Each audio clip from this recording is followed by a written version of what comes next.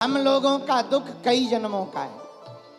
कई जन्मों की इस जीवात्मा की यात्रा हो चुकी, कई जन्म ले चुके। भैया गोस्वामी जी ने भी लिखा, आदि जगत गुरु शंकराचार्य जी ने कहा, पुनरपि जन्मम पुनरपि मरणम पुनरपि जननी जठरे शयनम। पुनः जन्म लेंगे, पुनः मरेंगे। जब जन्म लेंगे तो मरेंगे। जन्म के बाद कुछ पक्का हो या ना हो, मरना पक्का है।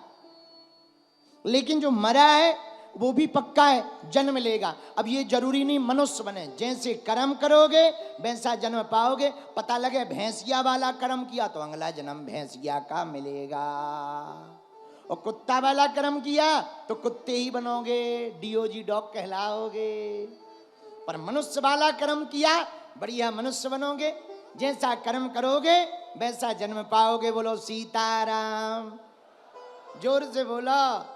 लेकिन आजकल के लोगों के कर्म काले हैं भैया, आजकल के लोगों के कर्म तो काले हैं पर स्टेटस भगवान वाले हैं। आओ आओ आओ आओ।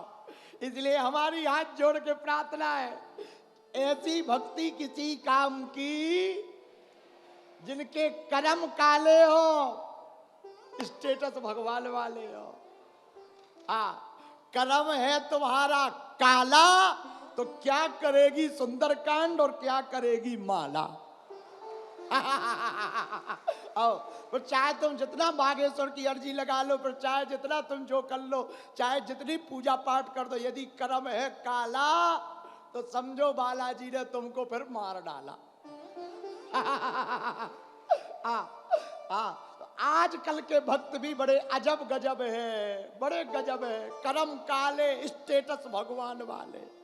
इसलिए हमारी प्रार्थना है, पागलो तुम तन चमकाओ या ना चमकाओ, चेहरा चमके या ना चमके, पर तुम्हारा चरित्र चमकना चाहिए। कई लोगों का चेहरा बहुत चमकता है, चित्र बहुत चमकता है, चरित्र नहीं चमकता है। और हनुमान जी चित्र से नहीं रीझते। आहा, हमारे हनुमान जी रीझते किससे हैं? चरित्र से। प्रभु चरित्र सुनबे को रसिया, राम लखन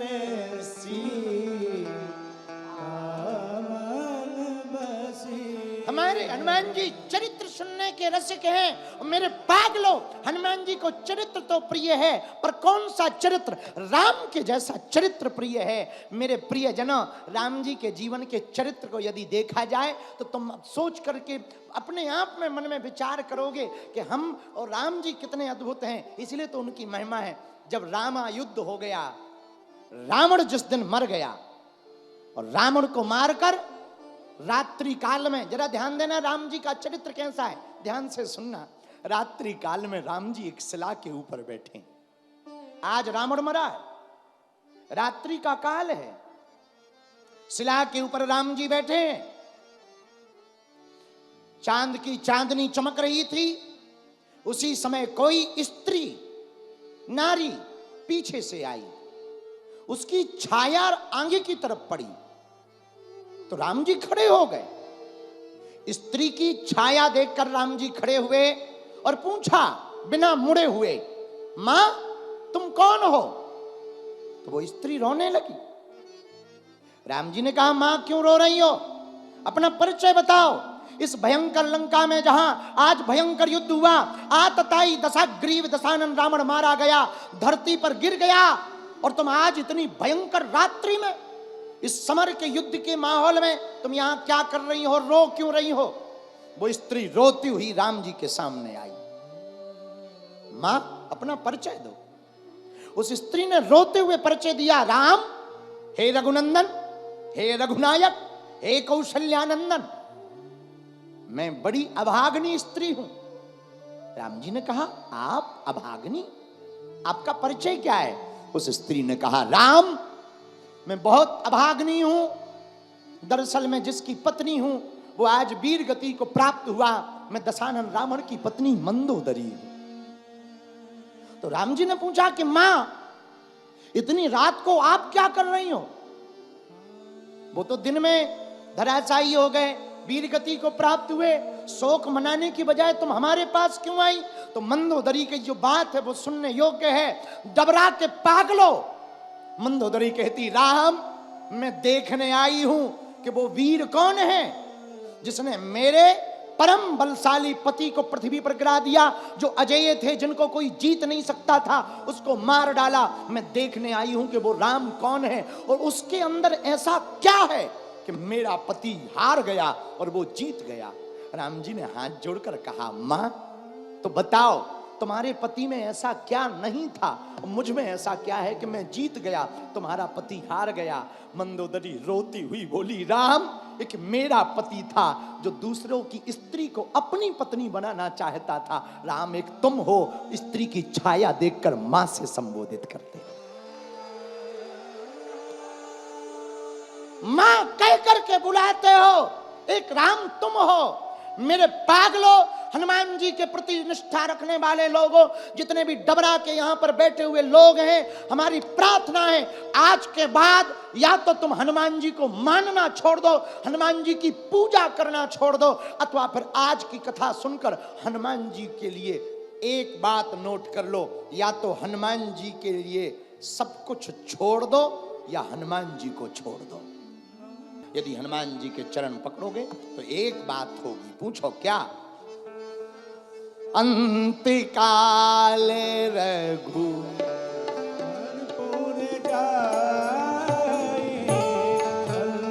गाइए गाइए,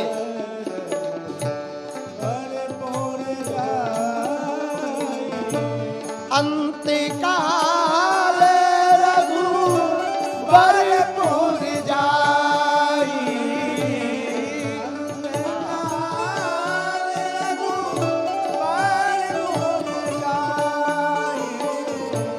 जहाँ जन्म हरि भक्त कहाई, जहाँ जन्म हरि हनुमान जी की भक्ति करेंगे तो जन्म जन्म के दुख, जन्म जन्म के दुख तो विस्मरण होंगे ही होंगे, पर मेरे पागलों अंत समय आएगा तो राम जी के धाम को जाओगे। एक बात और बोलें, कह दो, बोलो जरा जोर से कहो। कामयाब इंसान खुश रहता या नहीं रहता ये तो हमें पता नहीं है, पर जो खुश रहता है वो जरूर कामयाब रहता है। हाँ, इसलिए नोट करो आज की कथा का ये सूत्र है, कामयाब आदमी खुश रहे ना रहे ये गारंटी नहीं है, पर खुश रहने वाला आदमी कामयाब रहेगा ये गारंटी है। हाँ, इसलिए क्या रहो, अरे बोलो, खुश रहो, खिले रहो, खुले रहो और खुश रहो। हाँ, खुश रहो, क्योंकि हनुमान जी की शरण में आओगे तो हनुमान जी के लिए लिखा सब सुख लहे तुम्हारी शरण। हनुमान जी की शरण में आ गए तो क्या रहो भैया, अरे बोलो क्या रहो, खुश रहो। जरा मुस्कुराओ बिना बात पे, अच्छा हंसो जरा, अरे ठीक से हंसो, ऐसे नहीं हंस सकते। चलो सुनो, डबरा वाले बहुत कमाल के होते हैं, बहुत कमाल के होते हैं। जो चलती हुई ट्रेन में उतर जाए समझ जाना वो बंबई का है, क्योंकि उस पर टाइम नहीं। जो चलती हुई ट्रेन से उतरे वो बंबई का, जो ट्रेन रुके और बहुत देर से उतरे समझना वो गुजरात का है, क्योंकि आराम से जाता है गुजरात वाला आदमी। लेकिन जो ट्रेन को ही बीच में चैन खींच करके रोक दे समझ जाना डबरा का है।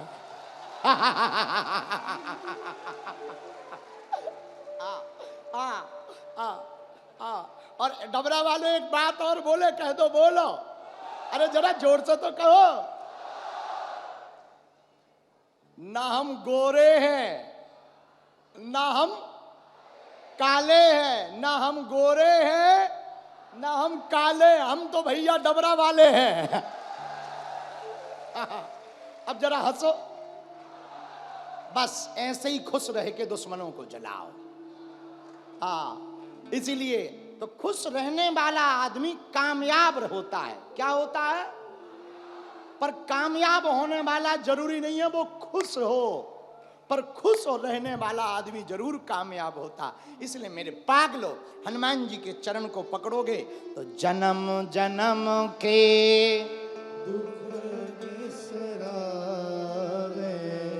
दुख विस्मरण हो जाएगा, दुख भाग जाएगा। इसके लिए एक बात सुनाएं।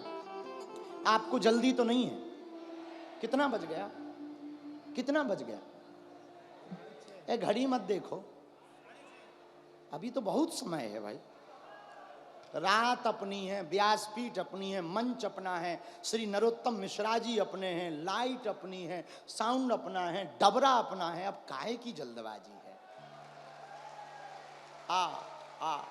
आनंद से बैठो। हाँ, तो हम कह रहे थे जन्म जन्म के दुख विश्राम, जन्म जन्मों के दुख मिट जाते हैं। कब? जैसे सूर्य के आने पर अंधेरा मिट जाता, सूर्य प्रकाशित होता, अंधेरा भाग जाता। जैसे सत्य के उजागर होने पर पोल पट्टी खुल जाती, झूठ मिट जाता। जैसे कांटा निकलने पर कांटे के लगने का दर्द मिट जाता, वैसे ही हनुमान जी की चरण शरण पकड़ लेने से जीवन का दुख मिट जाता। और एक जीवन का नहीं, जन्म जन्म के जीवन के दुख मिट जाते हैं। इसी पर एक बात और, मेरे पागलो, तुम एक बात जिंदगी में याद रखना। दुख क्या है? कामनाओं का कांटा दुख है और निष्काम हो जाना ही सुख है। पर निष्काम कैसे हो, यह बड़ा कठिन है। इसके लिए एक सरल उपाय है। भगवान हनुमान जी की शरण पकड़ लो। यदि हम लोग हनुमान जी की शरण पकड़ लेंगे तो हमारे दुख अपने आप भाग जाएंगे, विस्मरण कर देंगे।